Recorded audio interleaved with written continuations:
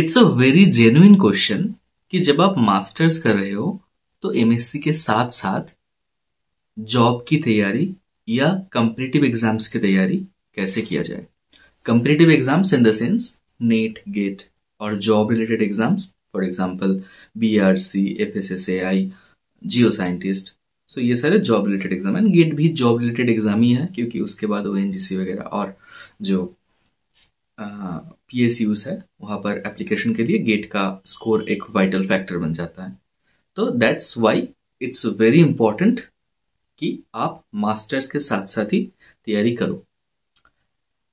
तो इसका और एक बेनिफिट भी है क्योंकि एमएससी में आप एक पर्टिकुलर आपके सब्जेक्ट के अंदर एक पर्टिकुलर स्ट्रक्चर में पढ़ाई चल रहा है, तो उसके साथ अगर आप तैयारी करोगे तो एक फ्लो में हो जाएगा। ठीक है, एक बार आपने एकेडमिक कोर्स खत्म कर लिया, उसके बाद जो सेमिस्टर्स है, सेमिस्टर के बाद जो ब्रेक है, उस टाइम को आप यूटिलाइज कर सकते हो। तो ओवरऑल मैं एक आइडिया दे रहा हूं, वन बाय वन इस बारे में डिस्कस करते हैं। तो डेली रूटीन जो मास्टर्स में कैसा रहता है और डेली आप कितना टाइम मतलब निकाल सकते हो आपका प्रिपरेशन के लिए। देखो, अगर आप एक नॉर्मल यूनिवर्सिटी से, एक नॉर्मल स्टेट यूनिवर्सिटी से मास्टर्स कर रहे हो और एक ऐसा कॉलेज से मास्टर्स कर रहे हो जहां पर एकेडमिक क्लासेस की इंपॉर्टेंस उतना ज्यादा आपके लिए नहीं है सपोज, तो यही हो सकता है मास्टर्स आप एक तो सेंट्रल यूनिवर्सिटी से कर सकते हो या नॉर्मल स्टेट यूनिवर्सिटी से कर सकते हो। स्टेट यूनिवर्सिटी के अंडर जो कॉलेजेस होते हैं वहां से कर सकते हो। और एक है आईआईटीज, एनआईटीज, मतलब वैसे इंस्टीट्यूशन से कर सकते हो। तो इसमें जो क्लासेस में जो इन्वॉल्वमेंट है, आईआईटीज में ही डेली अगर आप क्लास मानो तो 4 घंटे से ज्यादा, 4-5 घंटे से ज्यादा क्लास नहीं होता ऑन एन एवरेज, मैं बता रहा हूँ। एंड सेमेस्टर वाइज वेरी करता है, इनिशियली वो 6 घंटे भी हो सकता है और लेटर स्टेज में वो 2 घंटे भी हो सकता है, तो डिपेंड्स। बट अगर आप ऐसे कॉलेज में हो जो कि सेंट्रल यूनिवर्सिटी है और नॉर्मल स्टेट यूनिवर्सिटीज की कॉलेजेस है जहां पर क्लासेस उतना नहीं होता, उतना रेगुलर नहीं है, तो आपके पास बहुत टाइम है। ठीक है, अगर आपका प्रायोरिटी क्लास में जो पढ़ा रहा है, एमएससी का करिकुलम है, वहां पर बहुत अच्छा एक्सेलेंट स्कोर करना है एंड आप चाहते हो कि मैं फर्स्ट क्लास फर्स्ट बनूं, या अगर ऐसा कुछ आप चाहते हो तो आपको ज्यादा फोकस करना होगा जो एमएससी में पढ़ाया जा रहा है उसके ऊपर, ऑब्वियसली, राइट। बट एमएससी का जो सिलेबस है एंड ये जो NET, GATE, government job exams की जो पढ़ाई है, ये थोड़ा सा डिफरेंट है क्योंकि मास्टर्स लेवल में काफी ऐसा चीजें पढ़ाया जाता है, ऐसे इतना डीप में पढ़ाया जाता है कि वो एग्जाम्स में नहीं पूछता। ठीक है, तो इसमें 2 सिनेरियो हो सकता है कि आप कैसे अपना टाइम इन्वेस्ट करो। सपोज डेली आपका क्लासेस और एवरेज में मान लेता हूं 4 आवर्स क्लास, एंड क्लास में आना जाना और एसोसिएटेड जो टाइम इन्वेस्ट होगा, क्लास के लिए जो टाइम इन्वेस्ट होगा, ओवरऑल अगर डेली आप मतलब 6 घंटा मान लो। ठीक है, जब प्रैक्टिकल स्टार्ट होगा तब थोड़ा वो ज्यादा होगा। तो डेली आपके पास 6-7 घंटा ऐसा होगा कि जब आप पढ़ाई कर सकते हो। ये सब छोड़ के 6 घंटा आपका क्लास में निकल गया, अगर प्रैक्टिकल्स वगैरह है तो थोड़ा 1-2 घंटा और ज्यादा लग गया, और आना जाना, डेली वर्क्स, इन सब में आपका 8 घंटा लग गया सपोज, तो आपके पास अभी भी नियरली 6 घंटा, 5-6 घंटा है। तो आपको मैं ये सजेस्ट करूंगा कि अगर आप एक्सटेंसिवली तैयारी करना चाहते हो, गवर्नमेंट जॉब और नेट, गेट वगैरह की, तो एमएससी के साथ ऐसे तैयारी करो कि जो वीक डेज होता है मंडे टू फ्राइडे, उसमें जो आप क्लास कर रहे हो, क्लास अच्छे से अटेंड करो, क्लास का अच्छे से नोट बनाओ। ठीक है, क्लास के बाद मतलब आज का क्लास नोट मेरे पास है, ठीक है, क्लास मैंने किया, क्लास का अच्छे से नोट बना लिया, और सर ने अगर कुछ एक्स्ट्रा पढ़ने के लिए बोला तो जल्दी जल्दी वो पढ़ लिया, पढ़ के आज का वो काम खत्म। ठीक है, ट्राई की जो 6-7 घंटा है, जो जिसमें मतलब जो आवर जब आवर स्पैनिंग हमने कॉलेज टाइम के लिए रखा है, उस टाइम के अंदर ही आपको निपटा लो पूरा। जैसे मैं कभी कभी ये करता था कि मेरा हॉस्टल से जो जहाँ पर क्लास होता है लेक्चर हॉल कॉम्प्लेक्स में जाके क्लास करने के बाद हॉस्टल आना पड़ता था। तो मैं क्या करता था, वहां से डायरेक्ट लाइब्रेरी चला जाता था। लाइब्रेरी में जाके जो हुआ, जो एक्स्ट्रा पढ़ने के लिए सर ने बोला है वो पढ़ लिया, या कुछ एक्सरसाइज दिया है तो वो कर लिया, या कुछ असाइनमेंट दिया है वो कर लिया, करके मैं रूम पे आया। तो इससे क्या हुआ कि जो क्लासेस रिलेटेड जो काम है वो मेरा सारा खत्म हो गया। अब मैं फुल्ली कंसंट्रेट कर सकता हूँ, जो कॉम्पिटिटिव एग्जाम्स हैं, नेट गेट वगैरह की, इसकी तैयारी में फुल्ली कंसंट्रेट कर सकता हूँ, है ना। तो वीकडेज जो है उसमें आपको क्लास बहुत अच्छे से करना है, एंड क्लास के रिलेटेड जो एसोसिएटेड है, जो कि आपको एग्जाम के रिलेटेड, जो आपका कॉलेज का जो एग्जाम है उसके रिलेटेड इंपॉर्टेंट लगता है, तो वो काम आपको वीकडेज में करना है। एंड जो बाकी टाइम आपको मिलेगा वो पूरा टाइम आपको एग्जाम के प्रिपरेशन में देना है, नेट गेट वगैरह के एग्जाम के प्रिपरेशन में देना है, ठीक है। तो डेली आपको 4-5 घंटा आराम से मिल जाएगा कि आप नेट गेट के लिए पढ़ सको।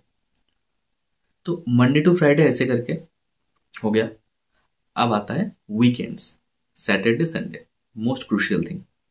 इसमें पहला काम करना है कि सारा वीकेंड में, वीकडेज में आपका क्लास में, एमएससी क्लास में जो पढ़ाया गया है वो आप एक बार कंसोलिडेट कर ले, एक बार रिवाइज कर ले, या उसमें कुछ ड्यू है, आपने क्लास मिस किया हो तो किसी से नोट मांग के वो कंप्लीट कर ले।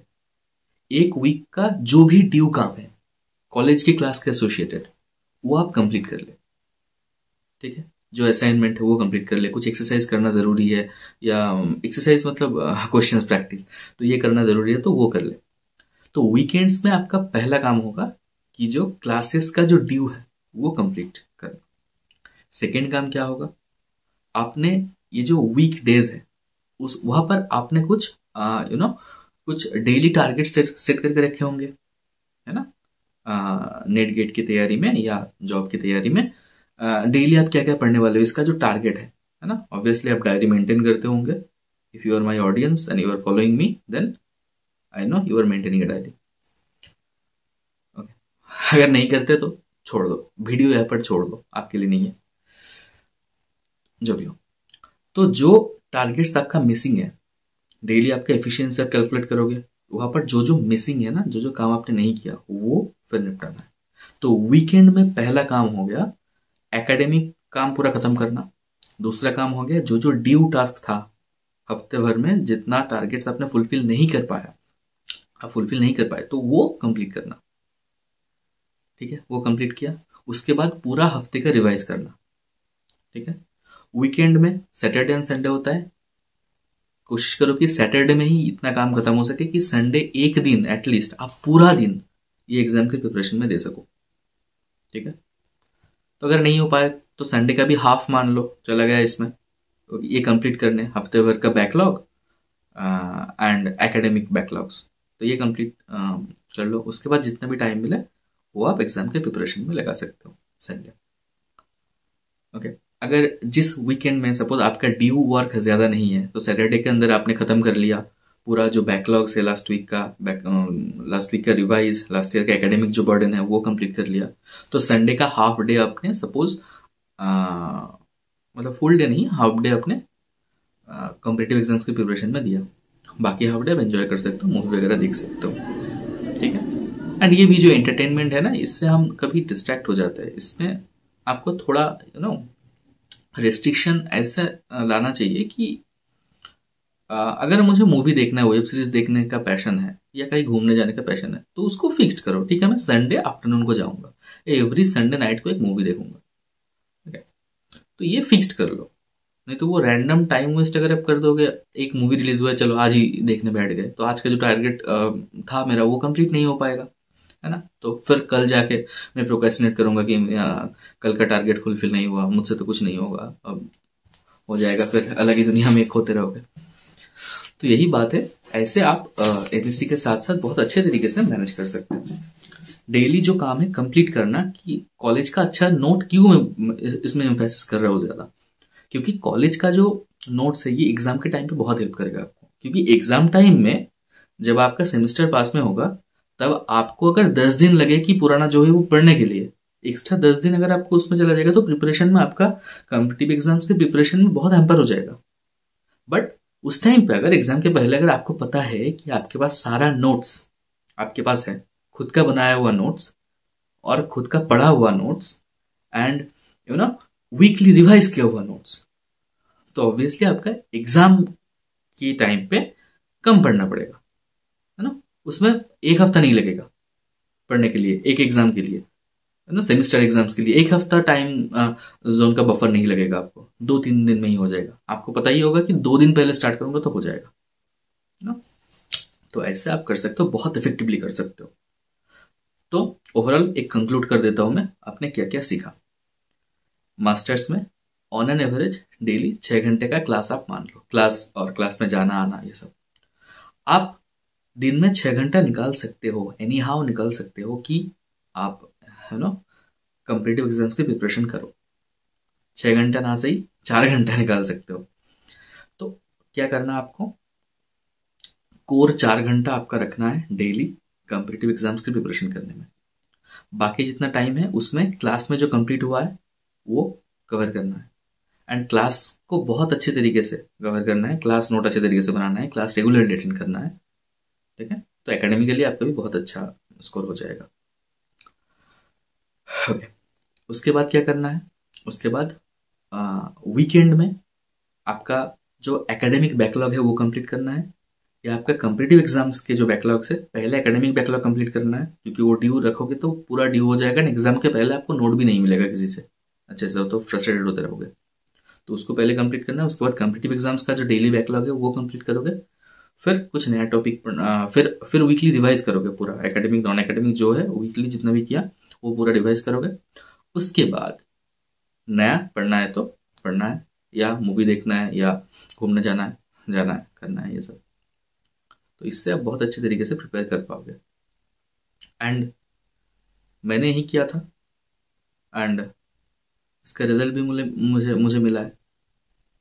All thing I am telling you from my experience, and you know academic and ये मेंटेन मैंने कैसे मेंटेन किया है, मेरा रिजल्ट क्या था।